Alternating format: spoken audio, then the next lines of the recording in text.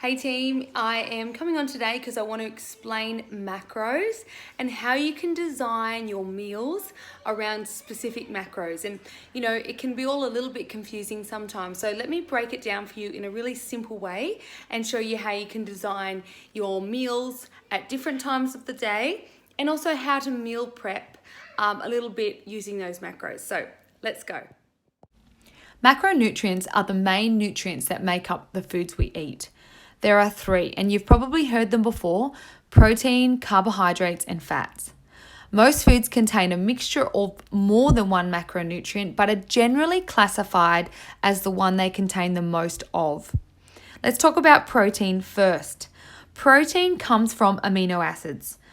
There are 9 essential amino acids. There are 20 amino acids altogether. There are 9 essential amino acids. Why are they essential? Because your body actually doesn't make it on the inside of you. You need to orally eat the protein to consume or to take in those amino acids. The amino acids regulate blood sugar levels. They stimulate wound healing, growth hormone. It's needed to maintain nitrogen balance and is a precursor to serotonin, a neurotransmitter that regulates appetite, sleep, and mood. It plays a role in fat metabolism and immune function. It also plays a principal part of structural proteins such as collagen and elastin for skin and connective tissue. So protein does so many things. Let's talk about carbohydrates. Okay, so you're looking at the vegetables now, the fruits, and in a moment you're going to be looking at the breads and pasta. These three, vegetables, fruit, and starchy carbohydrates, these three make up carbohydrates. When we say carbohydrates, most people think of just bread and pasta and rice. But actually, carbohydrates have 3 forms. You've got your fibrous carbohydrates, such as vegetables, broccoli, cauliflower, cucumber, zucchini. And then you have your sugary carbohydrates, anything that includes a natural sugar, such as fructose, or a sugar in general, like table sugar or a sweetener. Something that even comes from nature, like honey, that's a carbohydrate. And then you've got your starchy carbohydrates, like rice, pasta, bread, quinoa, oats, and potatoes as well. That's a starchy carbohydrate. So you've got 3 forms of carbohydrates. And the third macronutrient is fat. Fat is actually the most energy-dense macronutrient of all 3. So it produces the most energy in your body. However, it is higher in calories, and we do need to, obviously consider that when consuming fat. So you've got things like nuts, olives, peanut butter, oils, margarine, coconut oil, and all of those examples. You do have 3 forms of fats: polyunsaturated, saturated, and monounsaturated fats. There are 3 forms of fats, and we do need all 3 in our diet. The best way to find out about different foods is to actually start recording your food in the MyFitnessPal app. The reason being is, like I said at the start, all foods contain more than one macronutrient. For example, butter has also protein and carbohydrates in it. Or, for example, red meat has its protein, but it contains fat, but not as much fat as you might think, and not as much saturated fat as you might think. Things like apples or fruit, yes, they have fructose in it, but when you've limited your fruit amount, it does have a little bit of fiber, so it can be good for your digestion. When it comes to foods that are in a packet, we can now consider that these have been modified by man. All right, so they will include more than just your macronutrients, your 3 macronutrients. The best thing to do is look at the ingredients list. Do you know everything that is on that ingredients list? Most of the time, no, we don't. So what I recommend is you stick to 5 ingredients or less. When you look at the ingredients list, look at the 5 ingredients and make sure you know what they are. If it has like 25 ingredients, you might want to reconsider that product. Food labels are also really helpful for understanding the macronutrient breakdown in packaged foods. For example, these pecan nuts, let's look at the food label.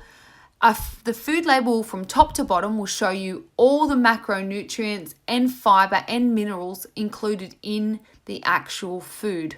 So we've got protein at the top, then your carbohydrates and fats, and sodium, fiber, everything else you need to know about that food.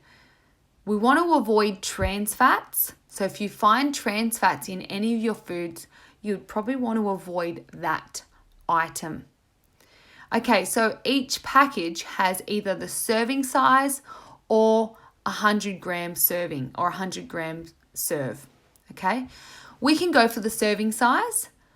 All right, and a serving size is, you will understand what each serving size is when you place it on a food scale. So for the nuts right here, the serving size is 30 grams. How much fat, protein, and carbohydrates are you consuming with 30 grams of nuts? Let's have a look. So we put the scale on. We put on about approximately 10 nuts onto the scale, and it will give us 30 grams. So within 30 grams, you have 214 calories with those nuts right there, 214 calories. You have 2.9 grams of protein. You have 21.6 grams of fat, and you only have 1.5 grams of carbohydrates. So it gives you a good example of what is in each food group. A lot of calories for a little bit of nuts. The same is also true for our drinks. All of our drinks, creams, canned food, condiments, they come from something, like this oat milk right here. Oat milk comes from oats. So always check your food labels. It's the best way to find out what is actually in the product you're buying.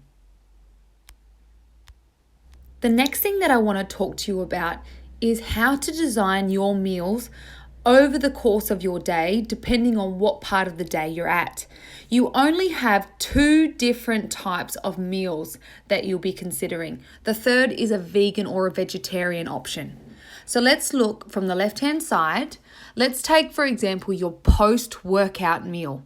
Your post-workout meal has to include starchy carbohydrates and protein to help replenish the muscles and build and repair all those broken muscles, torn and broken down cells that you've just done in the gym. Okay, so you want to be including half or a cup of starchy carbohydrates, half a plate of protein, and another half a plate of fibrous carbohydrates. The other example is an anytime meal. So an anytime meal has half a plate of fibrous carbohydrates. We want to keep as much fiber and good carbohydrates, low GI carbohydrates in our diet as possible. A quarter of the plate is protein. So we want to have about 100 grams of protein. And 1/3 of the plate is fat. So this is any other meal apart from your post-workout meal. So either breakfast or evening meal. We want to minimize the starchier carbohydrates. This third option here is a vegan or a vegetarian option. This can be any time of the day. Because you're not getting as many amino acids in your diet, you want to be including as much vitamins and minerals as possible over the course of your day. So we are including sugary carbohydrates, starchy carbohydrates at any point in your day. All right, to keep as many macros, vitamins, and minerals in your diet. And there you have it. So you've got your post-workout meal. We've got starchy or sugary carbs. You've got your anytime meal that avoids those starchy or sugary carbs, and the vegan or vegetarian option. The fastest way, guys, to learn about your food is to actually meal prep. That way you can design a meal starting with protein, then adding on fibrous carbohydrates, and maybe a little bit, depending on your day, maybe a little bit of sugary or starchy carbohydrates and healthy fats. By meal prepping, you actually start learning so much more about the different macros and how you can design a meal plan that's best for you.